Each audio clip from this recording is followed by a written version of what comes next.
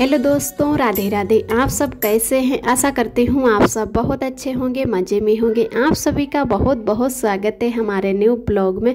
तो दोस्तों, हो चुकी एक नई सुबह की शुरुआत। आज डेट है 22 सितंबर, दिन है रविवार। तो सभी भैया दीदी हमारे अपने घरों में स्वस्थ और मस्त होंगे। ईश्वर से मेरी यही प्रार्थना है कि अपने जीवन में यूँ ही आगे बढ़ते रहें और तरक्की करते रहें। तो दोस्तों, सुबह के बज रहे हैं 8:30 और आज है रविवार। तो आज काफ़ी लेट उठे हैं और सुबह से आज लाइट ही नहीं है। यहीं कोई 4-5 बजे होंगे, तब से लाइट नहीं है। तो आरब के पापा की तो है छुट्टी नहीं रहती है संडे वाले दिन। तो धूप भी बहुत ही अच्छी निकल आई थी। सुबह 7 बजे से पहले ही धूप बहुत अच्छी निकल आती है। तो इधर आरब हैं जो अभी सो रहे हैं और तब तक मैंने जो एक गद्दा है वो सूखने ऊपर डालाए हैं। तो आरब के पापा हैं जो ड्यूटी भी चले गए हैं। आज मैंने खाना नहीं बना पाया क्योंकि लाइट ही नहीं थी, उसकी वजह से दिक्कत हो रही थी। तो कहने लगे कि चलो हम दोपहर में खाना खाने आएंगे, जब वहाँ पर 1-2 बजे लंच करते हैं उतने टाइम यहाँ पर आ जाएंगे। और थोड़ी ही दूर है कंपनी, तो कहने लगे कि घर पर ही आ जाएंगे, खाना नहीं बन पाया है। तो उसकी वजह से आज हमारा सारा काम, अभी झाड़ू पोंछा का जो है वो ऐसे ही पड़ा था। तो मैं अभी आरब सो रहे हैं तो इधर हमने पहले झाड़ू अच्छे से कर दिया है, उसके बाद में पोंछा भी लगा लेते हैं। वैसे पोंछा तो हम खाना बनाने के बाद में लगाते हैं, तो मैंने कहा चलो आज पहले ही ये काम सारे ख़त्म कर लेते हैं, उसके बाद में नहाएंगे तभी खाना की शुरुआत करेंगे। तो हमारे शाम के अभी बर्तन भी पड़े हैं धुलने को। आरब के पापा कहने लगे कि सुबह धुल लो। और ऐसा है कि संडे वाले दिन एक दिन का नहीं है कि जब भी संडे आता है उस दिन लाइट की प्रॉब्लम ज़रूर हो जाती है। तो अभी हमारे जो है बर्तन भी धुलने हैं, तो अच्छे से पोंछा लगा लेते हैं और उसके बाद में बर्तन धुल लेंगे। तो थोड़े ही हमारे बर्तन भी धुलने के हैं। तो इधर मैंने अच्छे से पोंछा कर लिया है पूरे रूम में। और आज कपड़े तो नहीं धुलेंगे क्योंकि संडे वाले दिन हैं और सभी लोग कपड़े धुलते हैं। तो जो भी ऊपर रस्सियाँ बंधी हुई हैं वो सारी भर जाती हैं कपड़ों से। तो किसी से बोल भी नहीं सकते हैं कि अपने कपड़े हटा लो, हमें भी डालने हैं। तो हम तो पूरा हफ्ता जैसे सुखाते हैं रोज़ कपड़े। और सभी लोगों की संडे वाले दिन ही छुट्टी रहती है, कुछ लोगों की रहती है बुधवार को छुट्टी। तो मैं सोचती हूँ कि चलो आज कपड़े नहीं धुलेंगे और रोज़ तो धुलते ही हैं, तो हम कल हैं जो धुल लेंगे कपड़े। तो आज हमें कोई कपड़े नहीं धुलने हैं, जो आरब के थोड़े बहुत हैं वो धुलेंगे तो हम नीचे ही डालेंगे। और क्या है कि अब बारिश नहीं हो रही है तो इतनी तेज़ धूप निकलती है, उसकी वजह से गर्मी भी होने लगी है। तो पंखा चलता रहता है तो थोड़े बहुत कपड़े जो हमारे नीचे ही हल्के सूख जाते हैं। तो उधर मैंने झाड़ू पोंछा अच्छे से कर दिया है। उसके बाद में हम आ गए हैं किचन में। अब धुल लेते हैं बर्तन। और शाम को ही मैं धोना अच्छा लगता है बर्तन, क्योंकि हमारे जितने काम होते हैं वो शाम को हो जाएं तो अच्छा रहता है। फिर भी हमारे कुछ काम रह जाते हैं जो सुबह को करने होते हैं, तो उसकी वजह से खाना की देरी भी हो जाती है। और 9 बज रहे हैं लगभग सुबह के, तो हम अब जल्दी से हैं जो बर्तन धुल लेते हैं। इधर हमारा जो तावा है, इसका जो डंडा है ये कई दिनों से निकल रहा है, तो इसमें डर भी लगा रहता है कि कभी कभी जैसे हाथ से ही पकड़ के इसको उठाते हैं। वैसे गांव में तो आदत पड़ी है, डंडा वाला नहीं तावा है तो उसको चिमटे से ही उठाते हैं, लेकिन यहाँ पर ये पकड़ने वाला तावा है तो इसमें भी आराम रहती है। तो आरब के पापा से मैं बोली कि ये बनवा के लाओ, लेकिन इतने जैसे 2-4 दिन हो गए हैं लेकिन उन्हें टाइम नहीं मिलता है। अब जिस दिन उनकी छुट्टी रहेगी उसी दिन इसको बनवा के लाएंगे। सुबह 8:30 बजे से जाते हैं और उधर कभी आने का टाइम नहीं रहता, कभी 7:30 भी आ जाते हैं, 8 भी, और कभी कभी 9:30 भी बज जाते हैं। तो उसकी वजह से टाइम ही नहीं मिलता है कि ये तावा है जो बनवा के लाएं। तो छुट्टी जिस दिन रहेगी उसी दिन इसको बनवा के लाएंगे। तब तक बहुत ही ध्यान से जो है रोटी सेंकनी हमें होगी, या कुछ भी और तावा पे बनाएं तो बहुत ही ध्यान देना पड़ेगा, नहीं तो कभी धोखा भी हो सकता है। और आप सभी दोस्तों को तहे दिल से बहुत बहुत धन्यवाद। आप सभी बहुत ही प्यारे प्यारे कमेंट करते हो, हमें बहुत ही अच्छा लगता है। और जो भी भैया दीदी हमारे चैनल पे पहली बार आते हैं तो हमारे चैनल को लाइक और सब्सक्राइब करें, और हमारा वीडियो कैसा लगा कमेंट करें। ऐसे ही हमारे चैनल से जुड़े रहना, अपना प्यार और सपोर्ट बनाए रखना। इधर हमारे सारे बर्तन अच्छे से मन चुके हैं। अब बची है कढ़ाई, उसको भी मांज लेते हैं। और अब की कढ़ाई एक दिन हमारी है जो सब्जी जल गई थी तो उसकी वजह से बिल्कुल काली काली सी अंदर हो गई। और लोहे वाले ब्रश से कढ़ाई मांजते हैं तो उसमें निशान जैसे पड़ गए हैं, उसकी वजह से अच्छे से साफ़ ही नहीं हो रही। अब गांव में है कि बालू लगाकर और पन्नी से मांज देते हैं तो एकदम चांदी जैसी कढ़ाई चमकने लगती। जस्ता की वैसे भी काली नहीं पड़ती है, बाहर की बिल्कुल कढ़ाई साफ़ है, लेकिन अंदर की थोड़ी बहुत इस टाइम अच्छी नहीं लग रही है देखने में।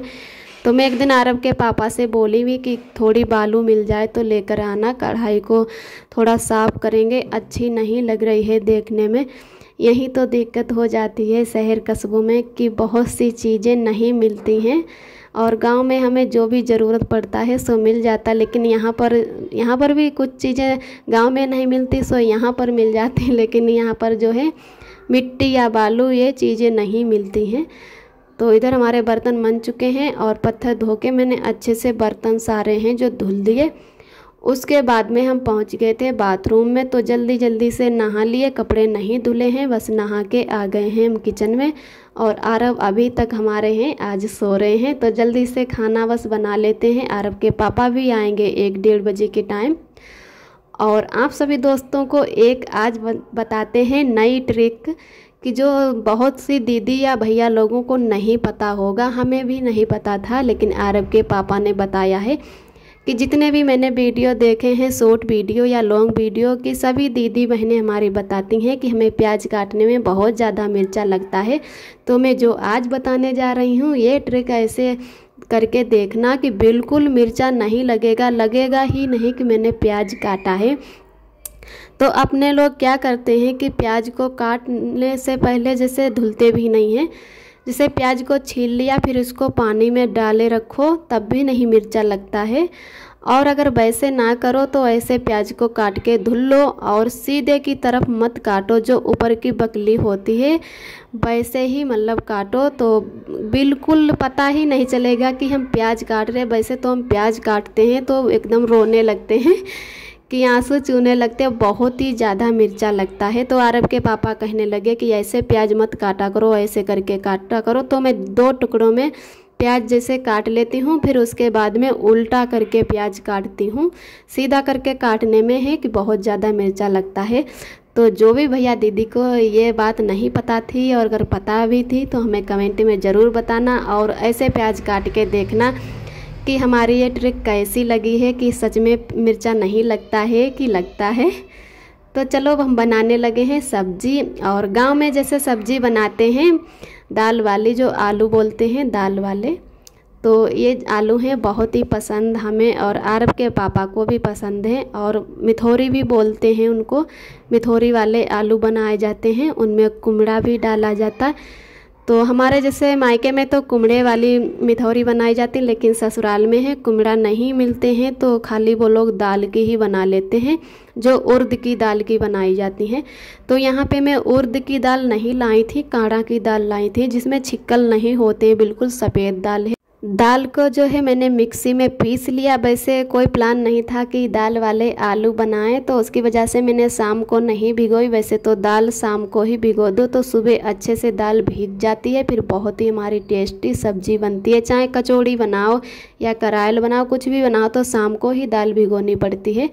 तो मैंने यहाँ पर ऐसे दाल धुल ली और मिक्सी से पीस ली, तो उसकी वजह से अच्छे से नहीं पीस पाई है, फिर भी थोड़ी थोड़ी पीस चुकी है। तो यहाँ पर मैंने जो है प्याज अच्छे से भून लिया और प्याज अलग निकाल लिया, फिर से दाल इसमें डाल दी है और दाल को भी काफ़ी देर तक मैंने भूना है, बिल्कुल अलग अलग सी हो गई।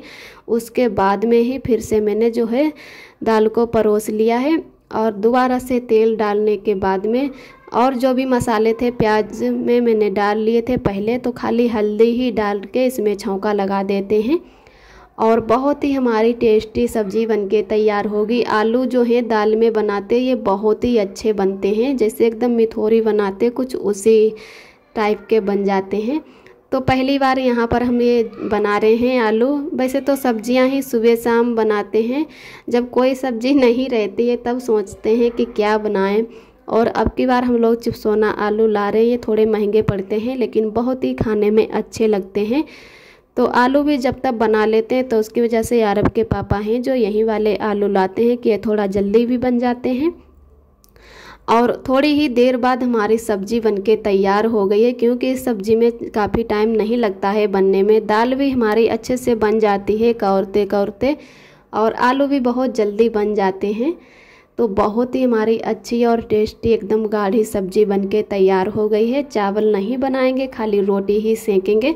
तो सब्ज़ी हमारी बन चुकी है और जल्दी से हम आटा भी लगा लेते हैं। आटा लगाने के बाद में तुरंत रोटियां सेक लेंगे, क्योंकि आरब हमारे उठ जाएंगे तो आरब को भी लेना पड़ेगा, तैयार करेंगे और थोड़ा बहुत बाहर बैठ के उसको खिलाएंगे। रूम में परेशान हो जाता है और बच्चों की आवाज़ सुनता है तो बाहर ही भागता है। तो मैं सोची कि जल्दी जल्दी खाना बना लूँ, फिर बाद में बनाने भी नहीं देगा।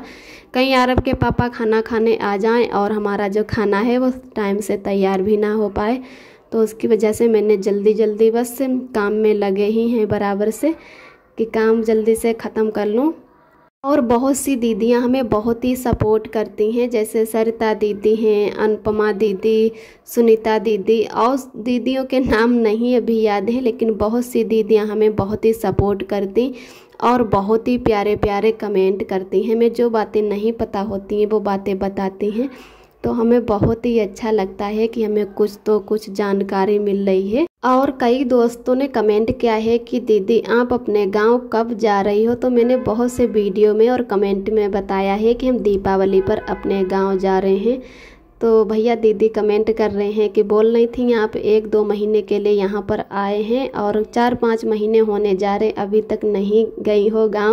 तो ऐसा नहीं है, जब यहाँ पर आए हैं तो कुछ दिन रुक लेते हैं। अगर अभी आरब के पापा हमें गांव छोड़ने जाएंगे तो दीपावली पर छुट्टी नहीं मिलेगी, उसकी वजह से हम लोग दीपावली पर ही गांव जाएंगे। फिर पता नहीं हमें यहाँ पर कब आने को मिलेगा और कब नहीं आने को मिलेगा। जहाँ तक है ज़्यादातर हमें गाँव में ही रहना पड़ेगा।